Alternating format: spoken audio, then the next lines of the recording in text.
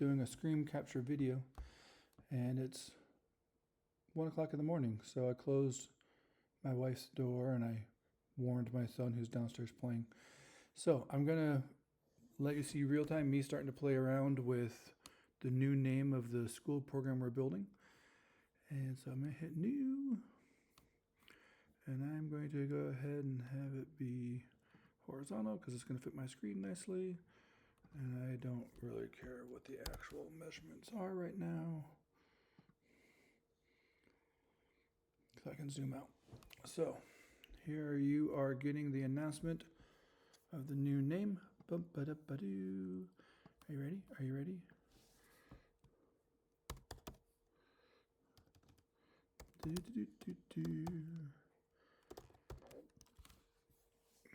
The name of the new program is Disruption. Now, to be clear, I don't want to disrupt things that are going awesome in education.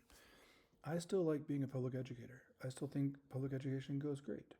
However, I think the bigger thing that we need to disrupt is the mentality that there's an us versus them, or there's a right way and a wrong way, or let's be honest, there's no such thing as a standard human.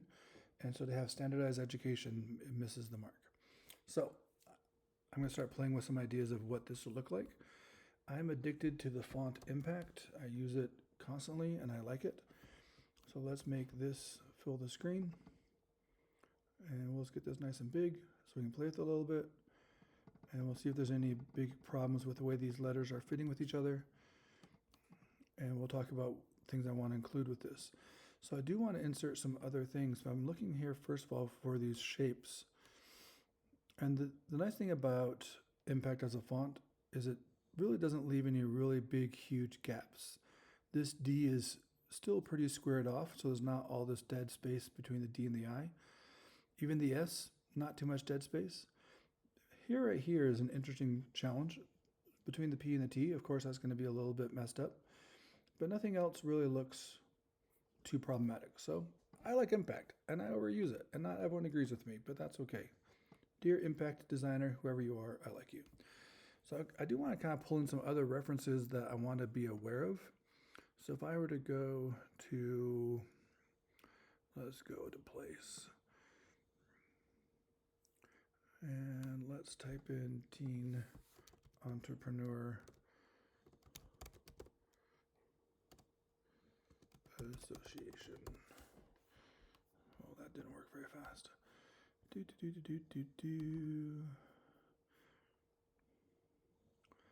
go here.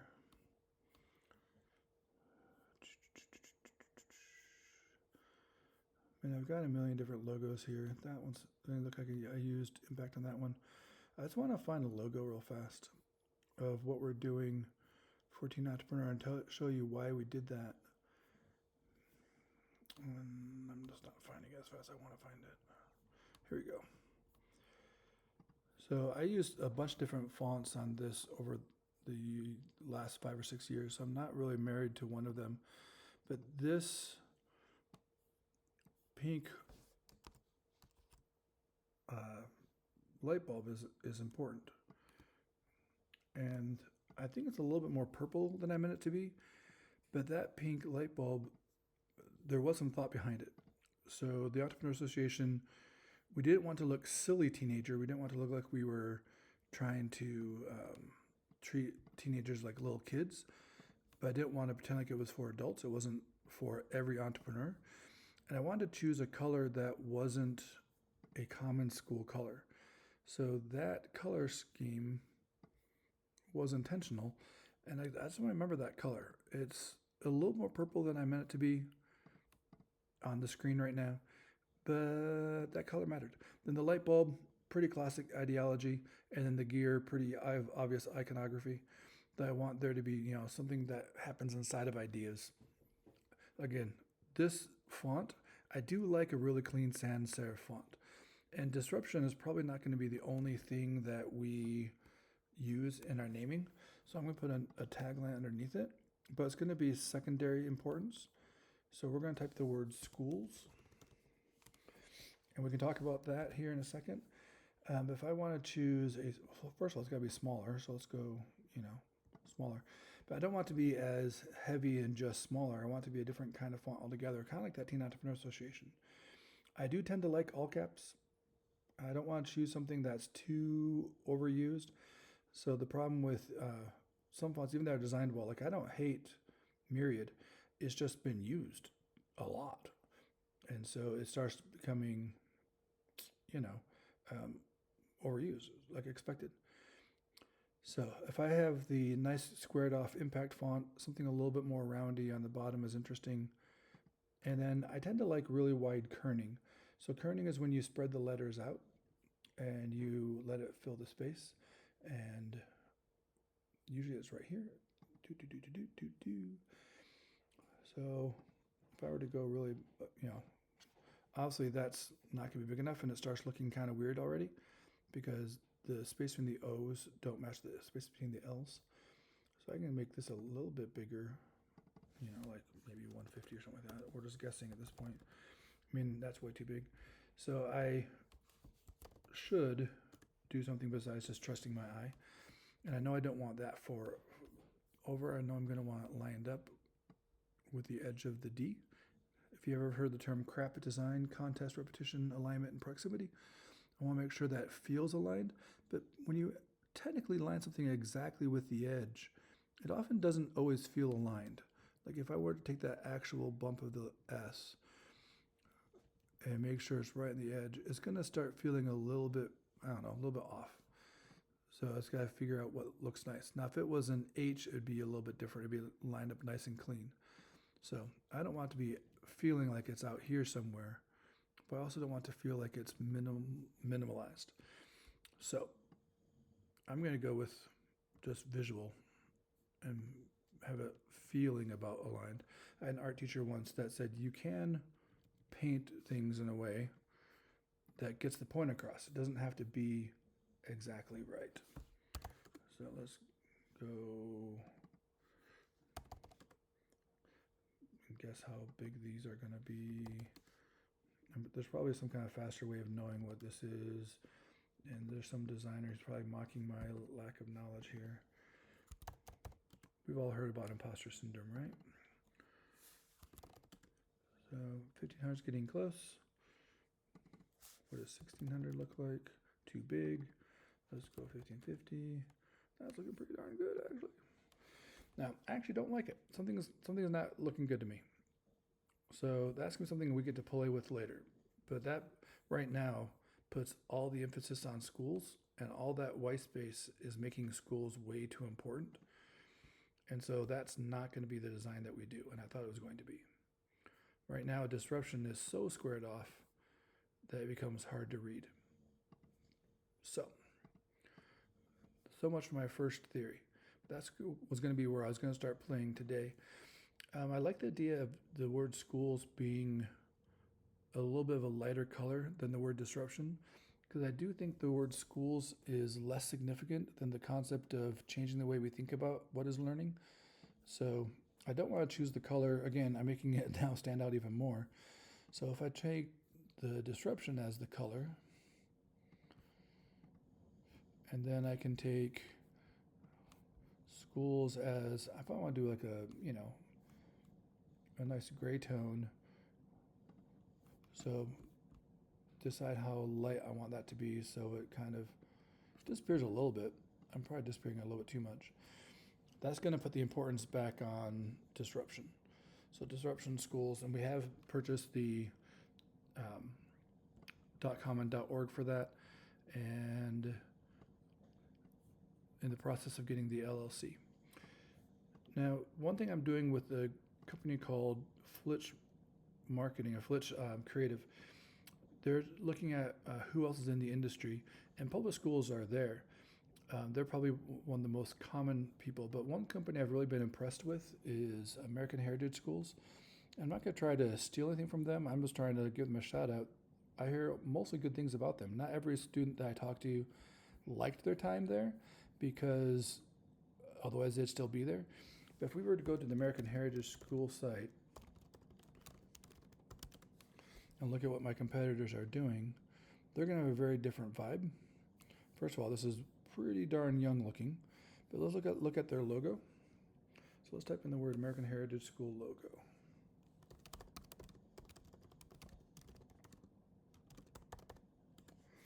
And they're doing some things that I'm not going to do for obvious reasons. So let's take this, well, that's got the PNG. We'll save it. We'll just do it here. I didn't really want to download it. Let's go copy image. Now, obviously with the term like American Heritage in the middle of a celebration of our 250 years as America, they're going to have a red, white, and blue. They've got classic iconography here of the horn. And I'm not going to go here, but it is interesting that they put school bolder than American Heritage. So you look at this and you see American Heritage second to school. You can't say that you walk through design. So I see the star first, I see the school second, then I see the American Heritage. Now they're using a serif font. These little bumps are called serifs.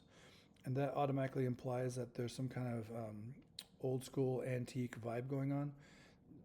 Serifs were important for how we used to do printing. I talk about that in my marketing classes. So they are combining a serif font with a sans serif font, and their sans serif font is bolder than their serif font. So school is taking precedence over where they came from. And I don't agree with that for my own design, but I wanted to see what they came from. If I were to look at Flitch Creative's logo, let's go here.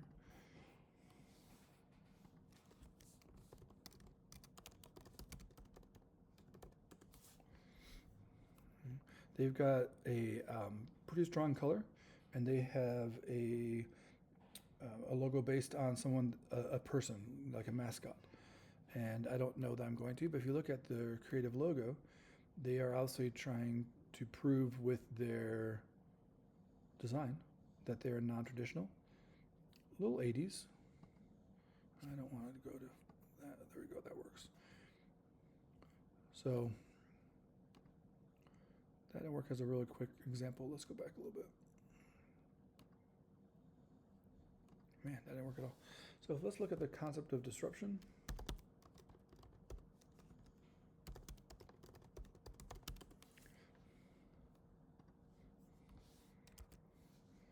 Any minute now, we're going to be able to look like I know what I'm doing.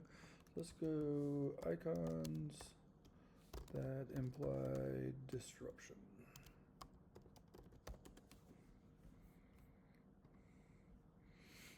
So we have a gear that's been broken, a chain that's been broken, and I think that's a misuse of the term disruption. I think that's the negative connotation, where we want to change the way we thought we need to do it, not break something down. So I don't like this broken concept, and I don't want to imply that we're trying to break anybody. I saw some radio waves once. So if we were to look at wave disruption images, I don't know. I won't do very many more. Like, what does the term disruption in wave technology imply?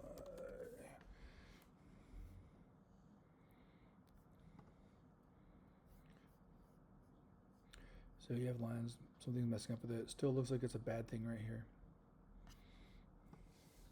So just so everyone knows that I'm not making this up, what does disruption imply in entrepreneurship?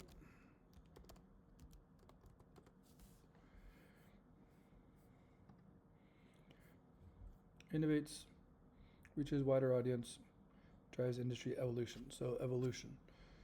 So let's go evolution and growth iconography.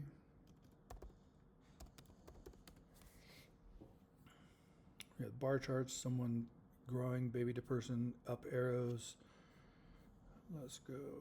We have evolution and science. We could talk about the evolution of bodies and animals. A lot of that green kind of color. I'm not sure why the word coach is right there. Interesting symbols right here. Yeah, a lot of up arrows and things like that. Interesting. So if we were just to take these two things and were to apply any of that, we're not going to get anywhere close to this. And there's not any letters right now that just prove I need to really do something. I like turning things into outlines.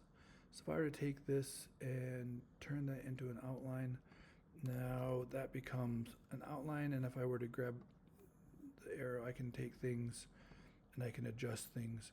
So if I don't like that letter P, I could take this part of the letter and that anchor point there and pull it down and fill that up a little bit.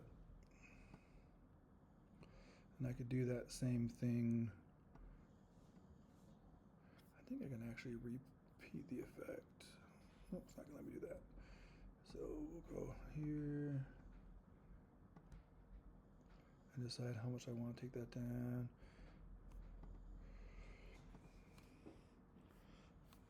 And that's gonna fill in that space a little bit. I still look like a P. I still think it feels like it matches the rest of it. Disruption there, you know. And we talk about the growth in the arrow. If this were to be an arrow, let's look at some kind of arrow shape. Let's go arrow graphic. So we have curved and we have straight, and that curved up thing is interesting to think about.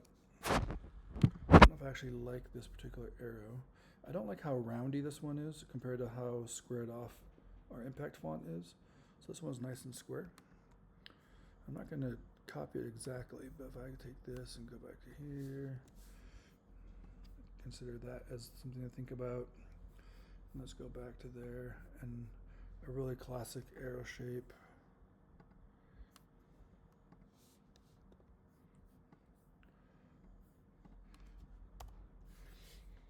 So I don't know if there's anything to pull in here, but if I were to take this and rotate it and take this down to this block and put it in the background. We can move this over here. We can move this over here.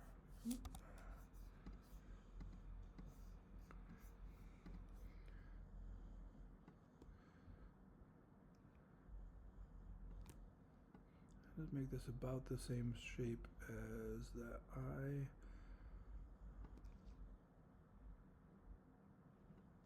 It's getting close. Oh, it's just the wrong color. So we're going to start talking about growth.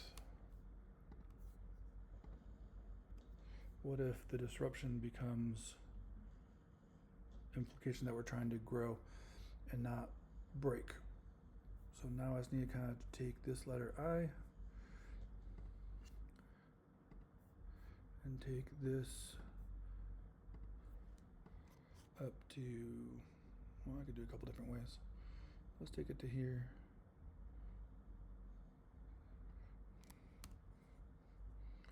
And I can go ahead and add some points.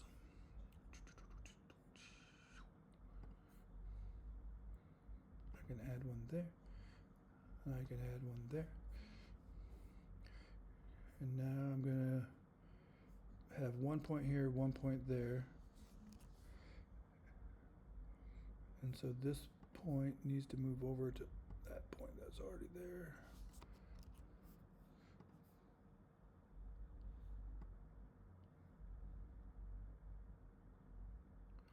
I'm doing this a dumb way. Let me think.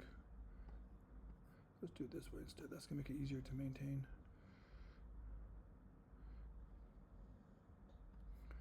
Yeah, that's smarter.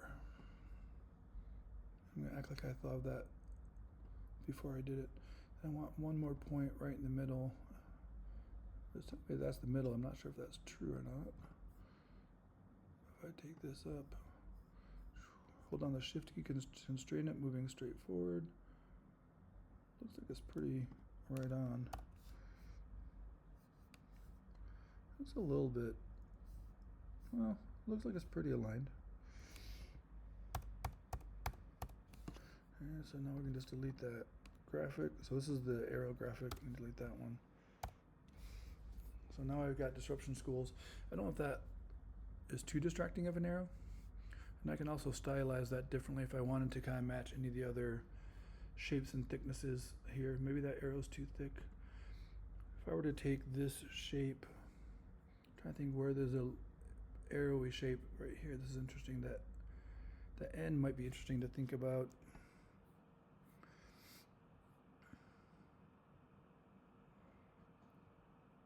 If I were to look at just the outlines of it, does that end inform me any way that that might make the arrow feel like it matched more? So let's take this. Nope, don't do that. I need to make sure I get this separated so it's all grouped together. So we're going to go ahead and ungroup these because they're grouped together. Now I can take that N by itself. Now it's interesting that the N is a different weight than the I.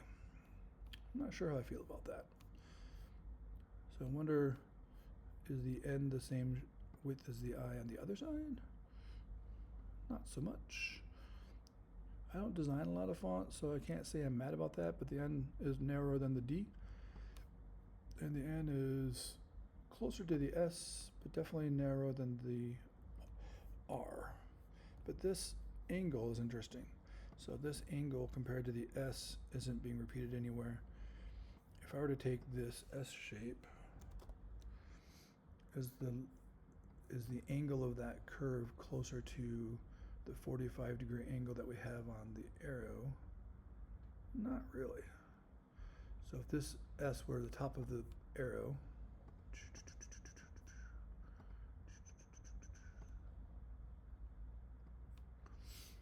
and if that was the same size,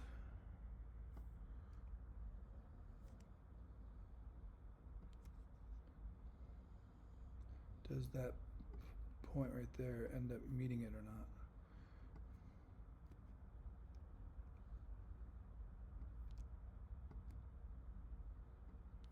Not really. So it's not really matching either the S or the N. So I'm not really seeing an obvious angle to copy, but I want to have it relate to something. Let's see what it looks like to relate to this N. We'll see if we hate it or not. Why doesn't it let me grab the N?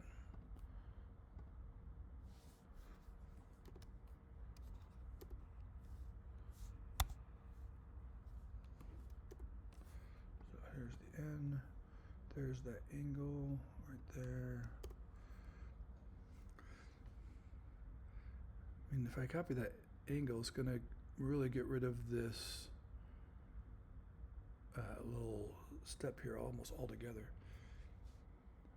So let's see, what happens if I make this end bigger?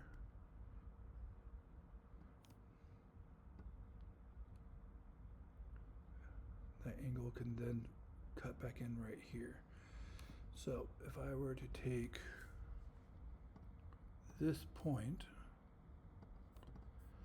and take it down to that N, I don't think that this shape is the right thing. I want that to be straight across still, because not straight yet. Trying to eyeball it.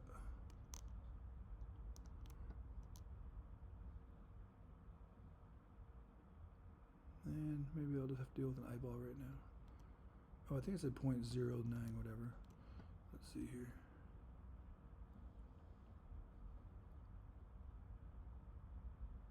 Can I get that right on? Not sure that I can.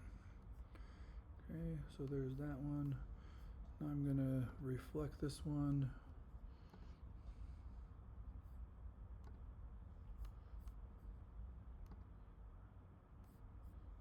Oh, that didn't work. Let's try that again. I only had one of the lines selected. So let's go to reflected. Cool.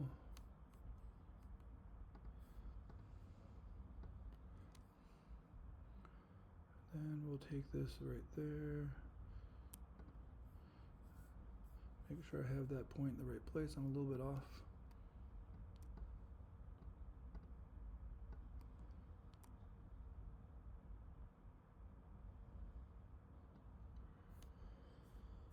Alright, now I can take this point and do the exact same thing. This comes down to right here, and this should line up with one straight across from it. And if it's not, I can fix that to be more precise later. So then if I delete this end I used as reference and go back out to everything. Now this arrow does match the shape of the N right there. I'm not sure I'm loving it. It's a little like a Christmas tree, doesn't it?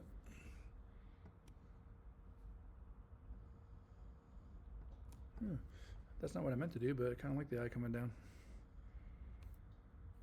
Is it bad that the eye doesn't match that eye? How's that for concern? If I wanted to get really tricky, I could take this and I could do that same gray. Does that still resist disruption? I think it still resists disruption. So I'm going to stop there for tonight. But here is our name disruption, and I've got some other designers working on it. This is just where I've started. I'd love to hear what you think about the name and what about the word letter shapes can be. Feel free to comment. And I will hit stop right when I learn how to hit stop. Let's try this.